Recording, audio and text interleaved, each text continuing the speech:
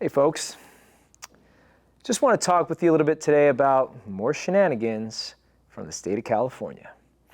So, as we know, in the last couple weeks, there was or is a Senate bill called 1160, annual registration.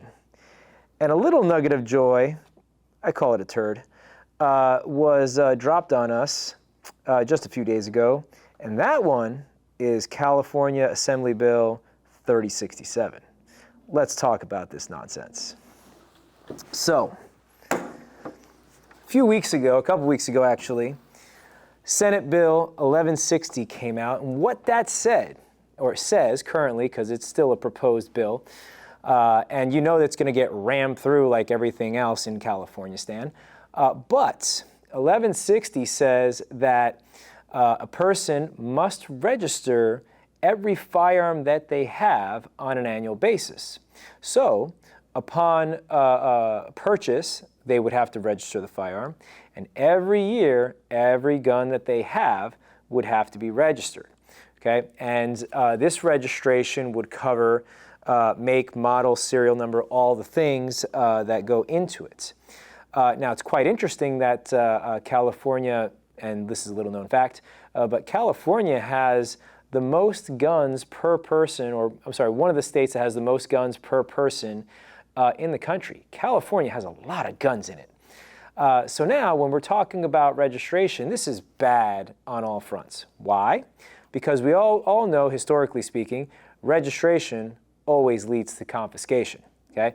First and foremost. Now, if they know what firearms you have, make, model, serial number, which, by the way, they already do. If you know, in California, when you buy a firearm, you fill out the good old form 4473, which is that ATF form that says, I'm buying a gun. Okay? Everybody in the country does it, whatever. But in California, Stan, there is another form called the Dealer Record of Sale, the DROS. And on that DROS captures all the pertinent information of the firearm. So there is the registration, folks.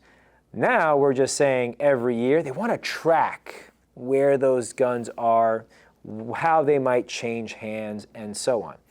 Now this is a trap altogether, because now let's just say you don't register your firearms for whatever reason.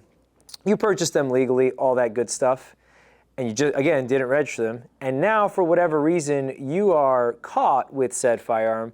You're in illegal possession of that firearm, the one that you bought, the one that you did a background check for, and the one that you effectively registered when you bought it. So that right there is one of the shticks. Of course, as I said, if for whatever reason the state got a wild hair up there, you know what, and decided to knock on your door and maybe do an inspection, who knows, they would know exactly what guns you might have. So there's that, okay? The other thing, and in this bill I read, that the fee, because there are fees, of course, have not been determined. So it would be determined by the department once this bill gets passed. So, I don't know, let's just say the average bear has 5 guns. And each gun to register is a cost of $20. Every year, those guns will cost you $100. Now, there are some people in the People's Republic of California that have 20, 30, 40, 50, 100 guns. And that warms my heart, first of all.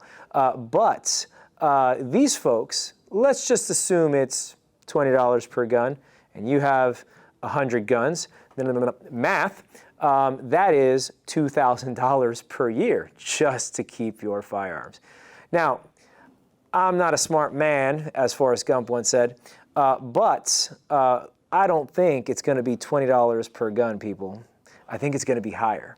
So just stand by for costs and a way to hang up the individual firearms owner. Now, let's talk about California Assembly Bill 3067. This one's a hoot.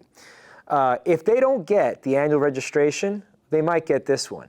And in fact, this is the velvet hammer of the annual registration. See, this one has to do with your homeowners or renters insurance, okay? And everybody's thinking, what the hell do firearms have to do with my insurance?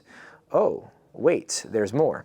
So when it comes to insurance, and just a little known fact within the community at TRB, I'm speaking about insurance from I'm a licensed insurance person in the state of California. I hold a securities license and insurance license. So this is in my wheelhouse. And I will tell you that insurance contracts, because when you have a homeowner's policy or something like that, it is a contract. It's a unilateral contract that the insurance company must honor. So long as you pay the premiums, they have or you have a contract. However, contracts in this sense are annually renewable. So now in this bill, 3067, okay, you would, every year that you renew your contract, your policy with your homeowner's insurance, renter's insurance, and it doesn't matter which, okay, the insurance company is required to inventory certain things, okay? Which firearms or how many firearms do you have in your house? Where are they stored? How are they stored? And if they are stored in a California approved safe or locking device, okay, as it refers to that penal code in this bill. Now, the insurance company would capture this information, be required to capture this information. This is where we're talking about contract law now, okay? And as they are required to capture this information as part of the contract, if, let's just say, the homeowner or the renter says, oh, well, you know, I don't have any guns, when in fact they do, they would be lying, they would be defrauding the insurance company and potentially voiding that contract. So, for example, if let's just say you have homeowner's insurance policy and they say, how many guns do you have in your house? And you say, none, when in fact you have 2, 3, 4, 5, 10, whatever, okay? Your house burns down, all right? And then you go and they find guns or remnants of guns on the premises, and they're like, what's this? Those are my guns. Oh, well, you defrauded the insurance company, my friends. Either A, they would penalize you in the form of recouping fees, or they may void your contract and not cover the loss. So that's how the insurance company will get you. Now, where does this information go? That's another aspect of this in Assembly Bill 3067. The information captured by the insurance company would not specifically capture your information. Like, it wouldn't say Ernie Medina at 123 Happy Street has these guns stored this way and so on and so forth. It would say generally, they're saying that it would be a general reporting of, at this address, not specific to who owns that address, they have this many firearms stored this way and so on and so forth, okay? Now, the average bear can figure out and put 2 and 2 together, right? So if they have an address, right, and what's at the address by way of firearms, and of course you have an ID or license in California, which you kind of need when to buy a firearm, the DOJ can simply go, address, who lives at that address? That's the person. So in fact, if that Senate Bill 1160 doesn't pass, this is the velvet hammer of that. So now, as a result of your insurance, they will have a registration of your firearms, right? Also, if you are admitting that you're not locking them according to California Penal Code, you would be admitting to a crime, and they'd get you that way too. So, where this is coming from, why would they want this? No good reason, in my opinion. But what you have here is basically the perfect storm. If both bills pass, you will have the registration information with the person's name on it, and you will also have a registry via homeowner's insurance. If the registration bill, 1160, does not pass, well, then you have a softer version of it. If both don't pass, that would be really nice, but we'll see about that. But if both don't pass, well, then business as usual. But if one or the other doesn't pass, you already have your registration. So be on the lookout, folks. California Senate Bill 1160, California Assembly Bill 3067. Both are piles of turds. Call your congressman, call your senators, raise the red flag or whatever you want to do, and see to it that this doesn't pass in this session. Make sure you like our videos and subscribe to our channel. We put a lot of content out there. We drop a video every Tuesday for your viewing pleasure, and we vary up the content so that way we stay relevant for you.